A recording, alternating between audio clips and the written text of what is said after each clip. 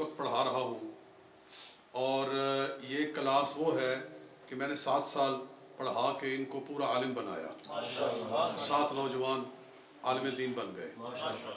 اب میں ان کو ایک ہائر ایجوکیشن ہے جس کو کہتے ہیں تخصص فی الفقہ، یعنی فقہ کے اندر خصوصیت، تو وہ اب میرے پاس پڑھتے ہیں صبح 6 بجے سے 8 بجے تک۔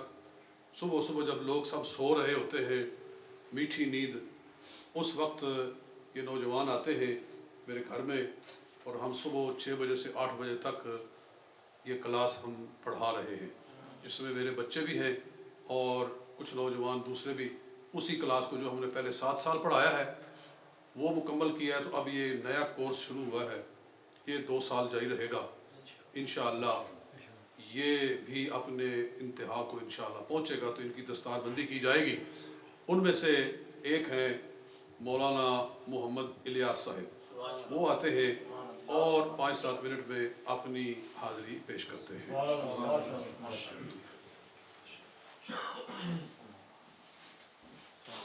ٹھیک ہے۔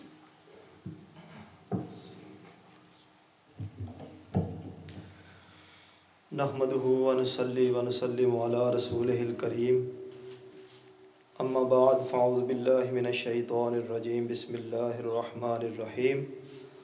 قل لا اسألکم علیہ اجرا الا المودۃ فی القربى، صدق اللہ العظیم۔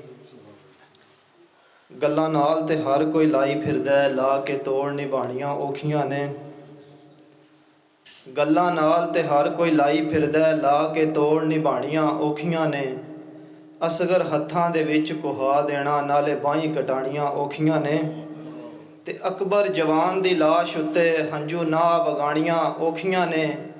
نوک نیزے تے چاتیاں حسین وانگو بوئے یار دے پانیاں اوکھیاں نے۔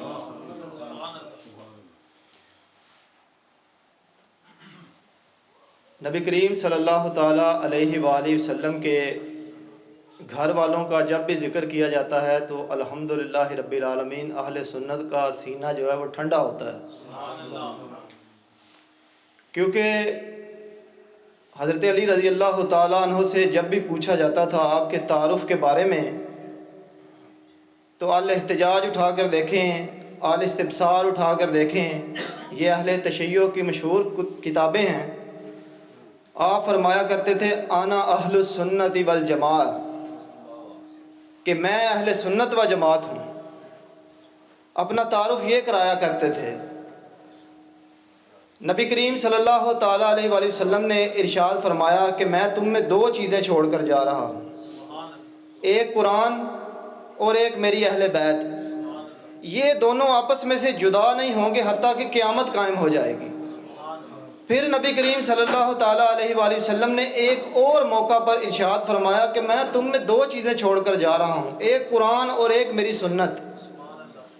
تو نبی کریم صلی اللہ تعالیٰ علیہ وآلہ وسلم کا تیسری جگہ مقام جابیہ کے اوپر ایک اور ارشاد، آپ نے فرمایا کہ میں تم میں 2 چیزیں چھوڑ کر جا رہا ہوں، قرآن اور میرے صحابہ۔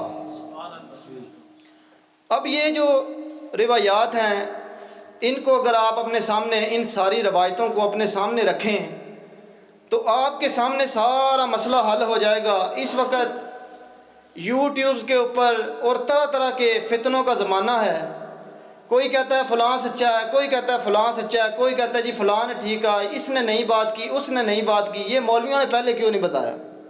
مولوی یہ چیزیں کیوں چھپاتے تھے؟ مولویوں نے یہ چیز ہمارے سامنے نہیں رکھی۔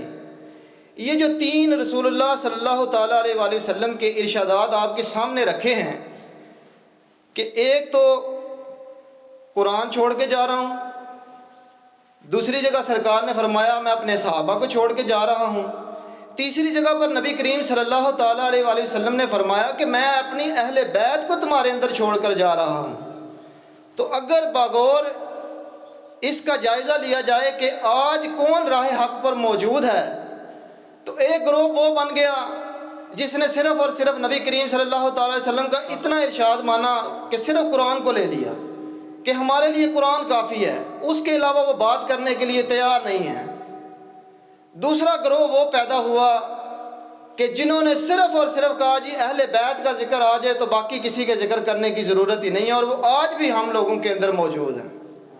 جب بھی ان کے سامنے آپ صحابہ کا ذکر کریں ان کے چہرے ویسے ہی سیاہ ہیں، مزید سیاہ ہو جاتے ہیں کہ انہوں نے صحابہ کا ذکر کیوں شروع کر دیا۔ جب آپ صحابہ اکرام کا ذکر دوسرے لوگوں کے سامنے کریں تو ان کے چہرے سیاہ، اور جب اہل بیت کا ذکر ایک اور طبقہ ہے اس کے سامنے کرے تو ان کے ماتھے کے اوپر شکن آ جاتی ہے۔ لہٰذا ثابت یہ ہوا کہ جس کے سامنے قرآن پڑھا جائے اس کا کلیجہ ٹھنڈا ہو جائے، جس کے سامنے اہل بیت کا ذکر کیا جائے اس کا کلیجہ ٹھنڈا ہو جائے، جس کے سامنے اہل بیت کا ذکر کیا جائے اس کا کلیجہ ٹھنڈا ہو جائے، وہی راہ حق پر اس وقت موجود ہے۔ اور الحمدللہ دشمن بھی اس چیز کو ماننے پر مجبور کہ جو ہم الحمدللہ اہل سنت والجماع ہیں، ہمارے سامنے نبی کریم صلی اللہ تعالیٰ علیہ وآلہ وسلم کے صحابہ کا ذکر کیا جائے ہم پھر بھی کہتے ہیں واہ واہ، ہمارے سامنے اہل بیت کا ذکر کیا جائے ہم پھر بھی کہتے ہیں واہ واہ، ہمارے سامنے قرآن پاک پڑھا جائے کوئی قرآن کی تلاوت کرتا ہم پھر بھی کہتے ہیں سبحان اللہ۔ تو ایک حدیث پاک سیدنا فاروق اعظم رضی اللہ تعالیٰ عنہ کے بارے میں جو میں نے آپ کو سنانی ہے المستدرک کے اندر موجود ہے۔ اب عجیب بات ہے کہ حضرت فاروق اعظم رضی اللہ تعالیٰ عنہ کا فرسٹ محرم کو ذکر کیا جائے تو لوگوں کو تکلیف ہو جاتی ہے۔ کیا اہل بیت نے منع کیا ہے کہ سیدنا فاروق اعظم کا ذکر نہیں کرنا؟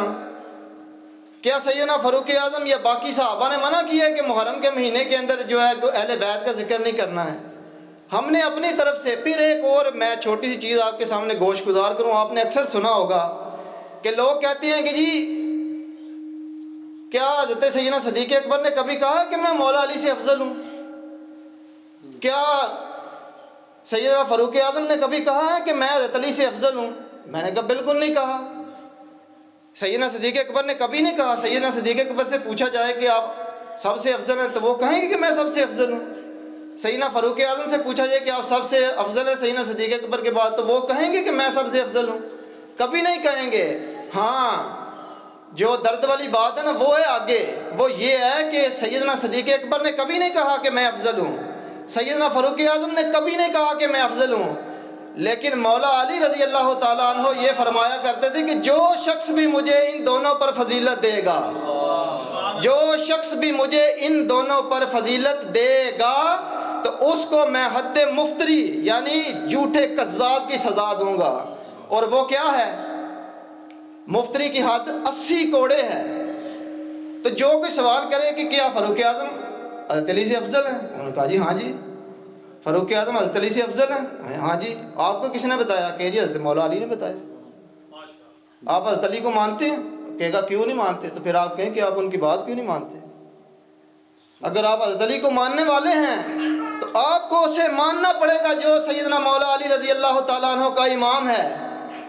آپ کو اسے ماننا پڑے گا جس کے پیچھے اہل بیت کے سارے خاندان کھڑے ہو کر نماز پڑھتے تھے، وہ سیدنا صدیق اکبر ہیں، وہ سیدنا فاروق اعظم ہیں، وہ سیدنا عثمان غنی رضی اللہ تعالیٰ عنہم ہیں، اور جس کے ساتھ حضرت مولا علی رضی اللہ تعالیٰ عنہ کی نہیں بنی۔ ہم آج بھی کہتے ہیں کہ جس وقت بھی وہ صحابہ وہ لوگ حضرت سیدنا مولا علی رضی اللہ تعالیٰ عنہ کے مقابلے میں آئے تھے اس وقت وہ اجتہادی خطا پر تھے، اور حضرت علی رضی اللہ تعالیٰ عنہ اس وقت حق پر موجود تھے۔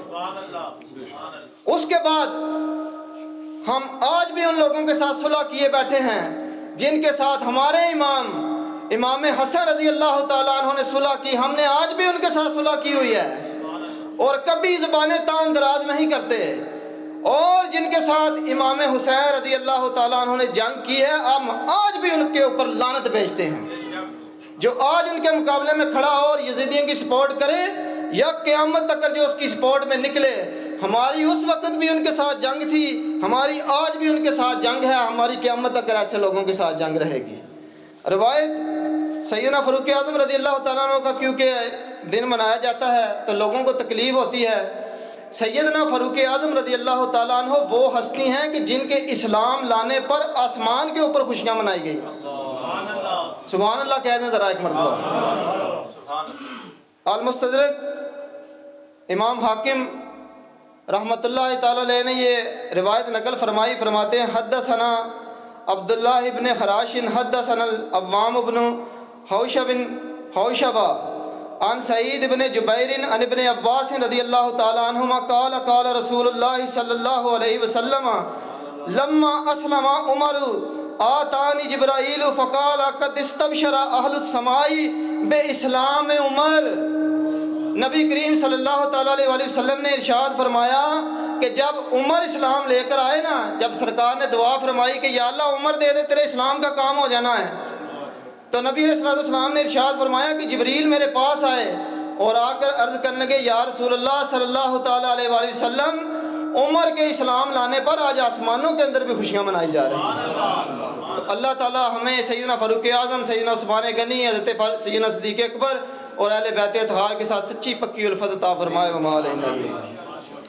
ماشاءاللہ ماشاءاللہ، یہ تھے